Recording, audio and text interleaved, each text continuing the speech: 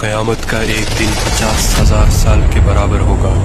انتظار کرتے کرتے پریشان ہو جائیں گے اور پناہ مانگیں گے کہ کب سوال و جواب شروع ہوگا۔ ایک لمبے انتظار کے بعد اللہ کا حکم جاری ہوگا۔ اللہ اپنے فرشتوں پر حکم ظاہر کرنا شروع کر دے گا۔ 70,000 فرشتے جہنم کو لے کر آ رہے ہوں گے۔ یہ منظر اتنا بھیانک ہوگا کہ سب کے سب چیخیں نکل جائیں گی۔ تمام آدمزاد کے ہاتھ میں ایک کتاب دی جائے گی جس میں ان کی نیکی اور برائی لکھی ہوگی۔ اس کے بعد سوال و جواب کا سلسلہ شروع ہو جائے گا۔ انسان اگر جھوٹ بولنے کی کوشش کرے تو اس کی زبان بند کر دی جائے گی۔ انسان کے ہاتھ، پیر، آنکھ سب گواہی دیں گے۔ ہر وہ چیز جو انہوں نے پوری زندگی کی ہے سب سے پردہ ہٹ جائے گا۔ وہ دن یوں بھیانک ہوگا کہ کوئی بھی بچ نہیں پائے گا۔ انسان من ہی من یہ دعا کرے گا کہ وہ پھر سے دنیا میں چلا جائے تاکہ اس کی نیکی بڑھ جائے اور گناہ گھٹ جائے۔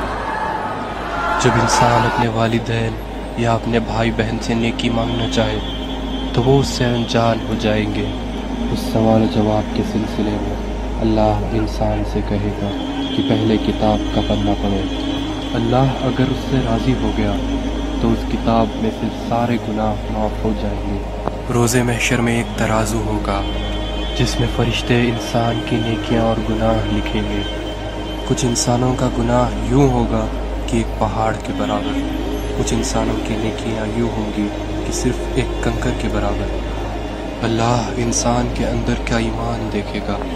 اگر انسان اپنی پوری زندگی میں یہ مانتا تھا کہ اللہ ایک ہے اور اس کے سوا کوئی معبود نہیں تو اس کی رحمت اس پر برس جائے گی۔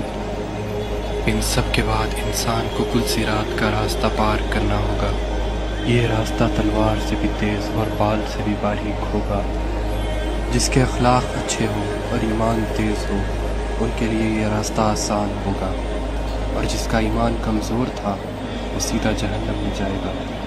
کل صراط پار کرنے کے بعد اللہ کا حکم ہوگا کہ لوگوں میری جنت میں داخل ہو جاؤ۔ یہ خوبصورت جنت جہاں پر دودھ کی ندیاں بہہ رہی ہے،